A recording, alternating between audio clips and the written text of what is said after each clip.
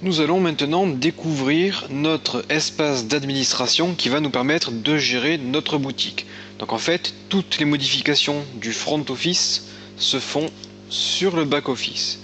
C'est ici que nous allons, par exemple, gérer nos produits. Donc on va naviguer sur tous les menus. Par exemple, dans cette vidéo, nous allons voir la rubrique catalogue et grâce à la rubrique catalogue, nous allons évidemment pouvoir gérer le catalogue de notre site. Alors le catalogue, c'est quoi? C'est tout simplement les catégories ainsi que les produits se trouvant dans nos catégories. Alors, nous allons créer une nouvelle catégorie et créer des nouveaux produits. Alors, lorsque nous cliquons sur un onglet, par exemple l'onglet catalogue,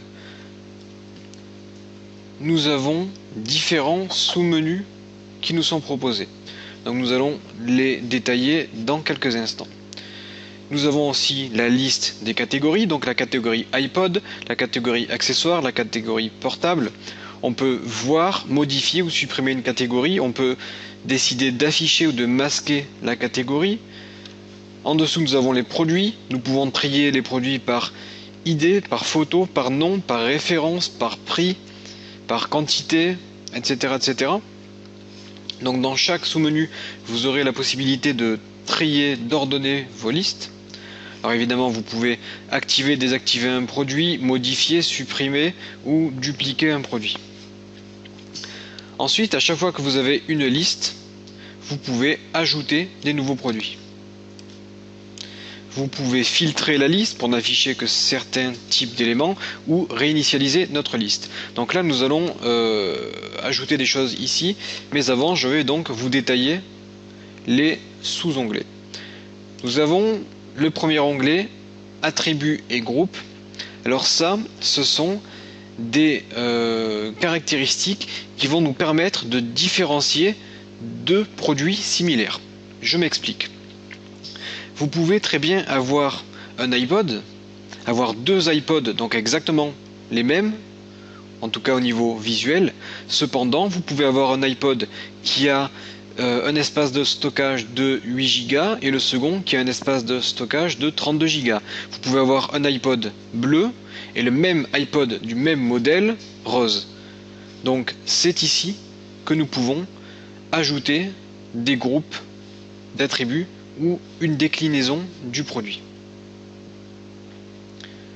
Par exemple, comme je vous l'ai dit, vous avez la possibilité de créer donc les capacités de votre appareil, Si c'est du 8 Go, 16 Go, 32 Go, 64 Go, etc. Donc vous pouvez ajouter de nouveaux attributs ou supprimer des éléments. Donc ceci vous permettra de gérer les déclinaisons de vos produits.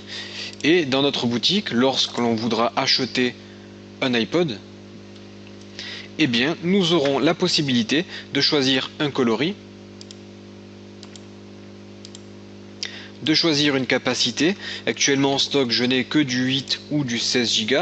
Donc là, je suis sur du 16 Go. Si je me place sur du 8 Go, on voit que le prix est différent. Donc en fonction de la capacité, vous aurez un prix différent. Ensuite, je peux sélectionner la couleur de mon iPod. Par exemple, si nous décidons de vendre des t-shirts, nous pourrions très bien avoir le même t-shirt en taille S, en taille M, en taille L et en taille XL. Ensuite, nous avons certaines caractéristiques. Donc pour des produits high-tech, les caractéristiques principales de base sont la hauteur, la largeur, la profondeur, le poids et éventuellement la prise casque. Vous pouvez décider d'ajouter de nouvelles caractéristiques. Par exemple, l'autonomie. On ajoute une nouvelle caractéristique. Autonomie. J'enregistre et ma caractéristique a été ajoutée à la liste. Maintenant, nous pouvons voir lorsque nous sommes sur une fiche produit, la fiche technique avec nos caractéristiques. Prise casque, hauteur, largeur, poids, profondeur. Donc évidemment, là, l'autonomie, je viens de l'ajouter. Elle n'apparaît pas puisque nous ne l'avons pas renseignée sur notre produit iPod. Et maintenant que vous avez rajouté cette caractéristique, vous pouvez très bien la renseigner au niveau de votre produit. Pour gérer vos produits, vous devez vous rendre donc dans votre catalogue, voir votre produit, éditer votre produit en cliquant sur modifier. Là, vous aurez accès au nom du produit, à la référence si éventuellement vous voulez donner un nom de code unique à votre produit. Vous pouvez définir la largeur du colis, par exemple 17 cm, la profondeur, le poids, etc., etc. Vous pouvez décider d'activer, désactiver ce produit, le rendre disponible à l'achat, afficher le prix. Est-ce que c'est une exclusivité web? Le produit est-il neuf, d'occasion ou reconditionné? Vous pouvez sélectionner une marque ou bien créer une marque. Par exemple, Toshiba n'apparaît pas, vous pouvez créer Toshiba. Est-ce que c'est un produit à télécharger? Donc ça, c'est si vous vendez des fichiers multimédia, par exemple une formation vidéo en téléchargement. Vous pouvez référencer, définir le prix de vente hors taxe, la règle de taxe, donc là c'est du 19,6, le prix de vente TTC, le prix de vente à l'unité, définir la quantité en stock minimale qu'il faut pour pouvoir passer commande. Vous pouvez définir des frais de port supplémentaires pour ce produit, le message quand le produit est en stock, par exemple en stock, et le message lorsque nous sommes hors stock mais que c'est commandable. Vous pouvez indiquer commander, vous serez livré après que nous ayons été donc fournis. Si vous êtes en rupture de stock, est-ce que vous voulez refuser les commandes, accepter les commandes? Donc là, vous pouvez sélectionner. Vous pouvez modifier tout ce qui est texte descriptif et les tags. Donc les tags servent par exemple pour les moteurs de recherche à tomber sur votre page. Donc tout ça, ce sont les caractéristiques d'un produit. Maintenant, nous avons les documents joints. Par exemple, lorsque vous allez acheter un ordinateur, afin d'éviter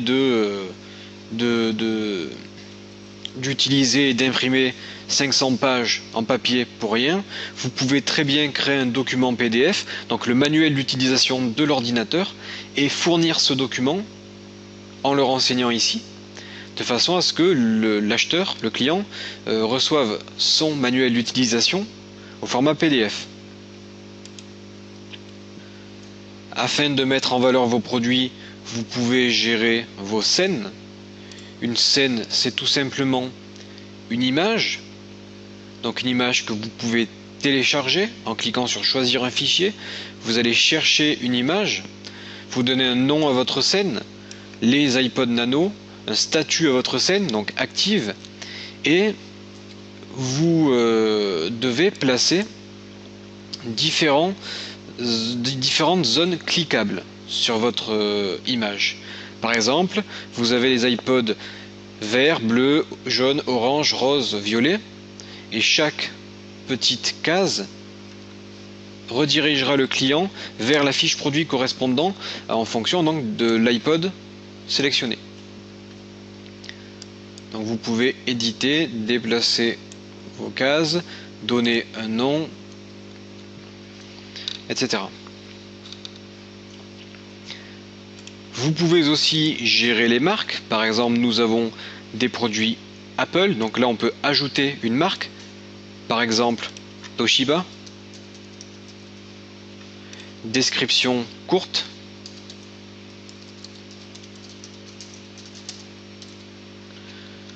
Une description plus complète.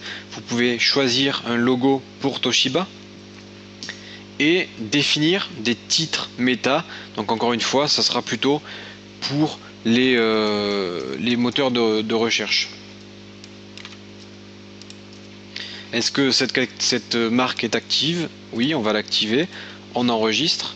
Et du coup, nous avons une nouvelle marque. Donc là, j'ai pas envoyé de logo pour aller un peu plus vite. Et vous pouvez donc évidemment mettre le logo Toshiba. Ensuite, vous pouvez donner une adresse à votre marque. Donc là, dans votre cas, ça ne sera pas forcément très utile. C'est utile si vous faites de la livraison. Par exemple, si vous livrez par exemple, des processeurs aux marques d'ordinateurs, aux constructeurs, eh bien, il vous faudra évidemment l'adresse de chaque constructeur de façon à pouvoir livrer à la bonne personne. Dans notre cas, c'est pas très important. Ensuite, vous pouvez gérer vos fournisseurs. Donc ajouter des nouveaux fournisseurs, renseigner donc les adresses, etc. Vous pouvez gérer les mouvements de stock. Donc là, dans cette rubrique, vous avez toute l'historique des mouvements de stock. Est-ce que vous avez vendu des produits? Est-ce que vous avez été volé? Est-ce que vous avez perdu un produit, cassé un produit? Est-ce que vous avez augmenté votre stock? Donc pour tout ce qui est gestion des modifications de stock, vous avez en dessous les raisons pour les mouvements de stock. Est-ce que vous avez augmenté votre stock, diminué votre stock, reçu des commandes, stock manquant ou réassort? À chaque fois que vous voulez faire des mouvements de stock, il vous faudra sélectionner la raison du mouvement. Vous pouvez gérer vos tags ainsi que le suivi de votre catalogue, si vous avez des catégories vides, des produits désactivés, des produits hors stock, avec ou sans attribut.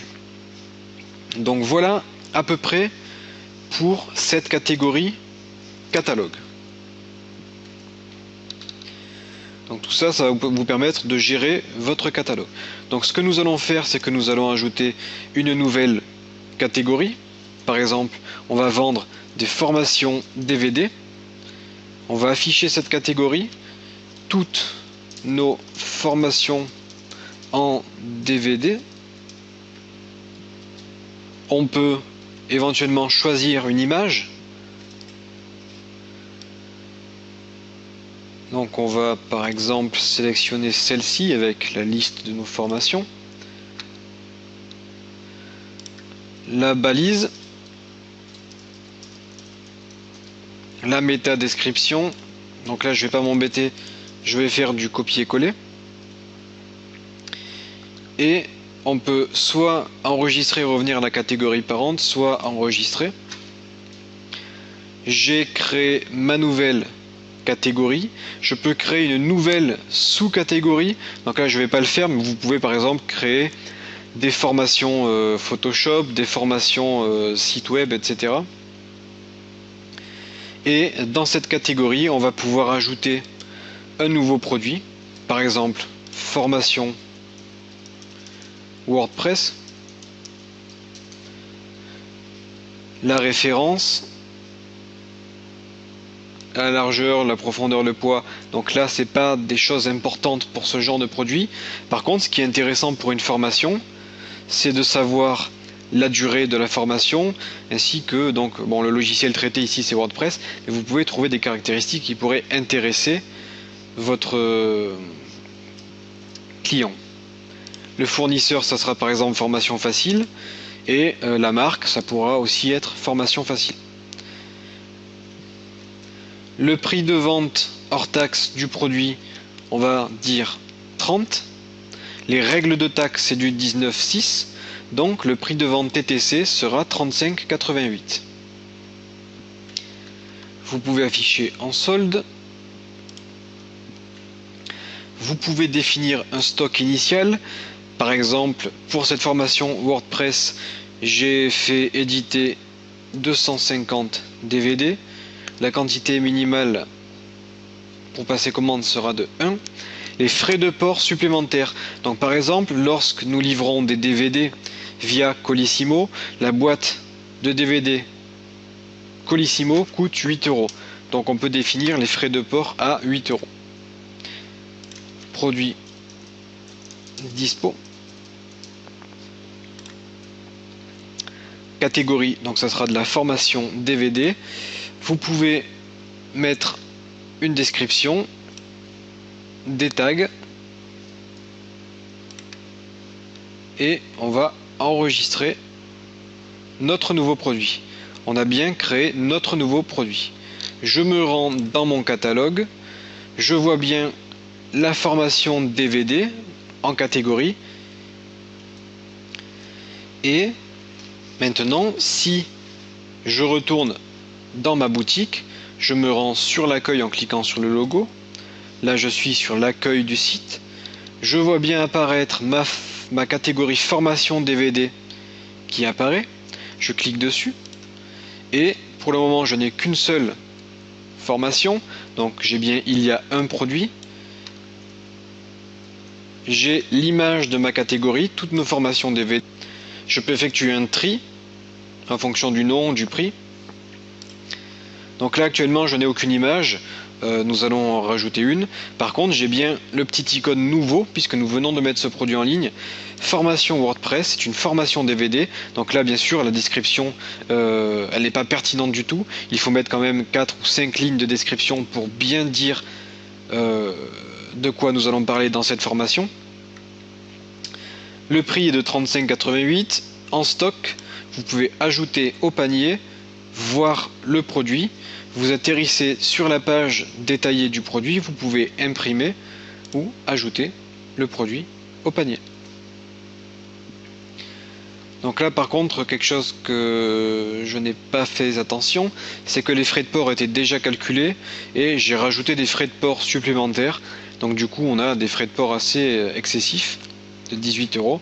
Donc tout ça, ça peut se modifier dans notre back-office. Par contre, ce que je vais faire, c'est éditer ma formation WordPress. Je peux mettre mes frais de port, donc par exemple à 0 euros. Là, on va enregistrer et rester. Et nous allons voir les autres caractéristiques. Donc évidemment, les images. Je vais choisir un fichier, aller chercher une image WordPress. Donc là à mon avis l'image ne sera pas bonne puisqu'elle est sur un fond transparent, mais c'est pas bien grave. On va laisser comme ça. Donc la légende de l'image, utilisée comme image par défaut, oui. Je vais enregistrer. Ensuite, là j'ai fait une bêtise, j'aurais dû mettre enregistrer et rester. C'est pas grave. On a aussi tout ce qui est prix. Les déclinaisons. Est-ce que vous avez par exemple la formation WordPress version 3, formation WordPress version 2? Donc là, on n'a pas le groupe ou l'attribut qui nous correspond. Il faudrait créer un groupe version.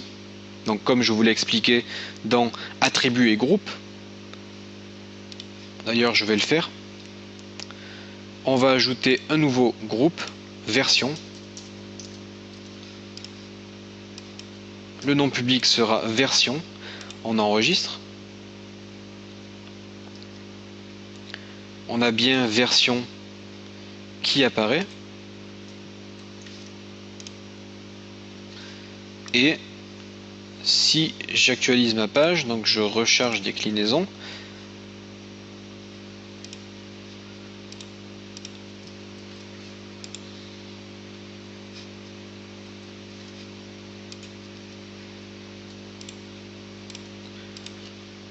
version 3.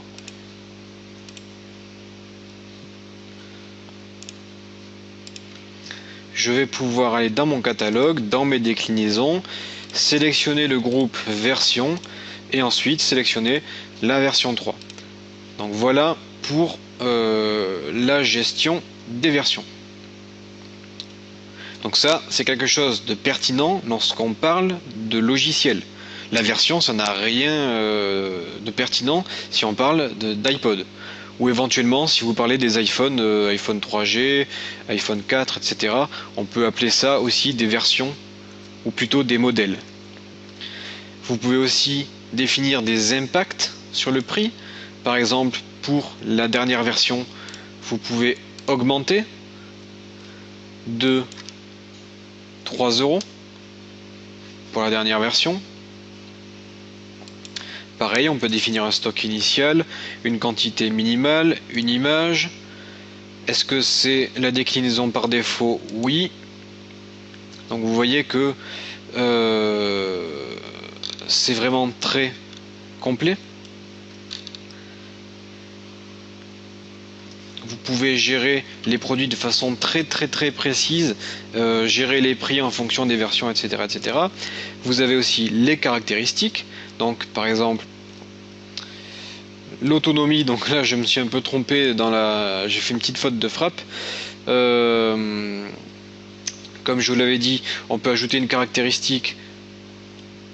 Donc là je vais pas le faire sinon je perds les informations. On peut ajouter une caractéristique comme la durée de notre formation, par exemple 4 heures.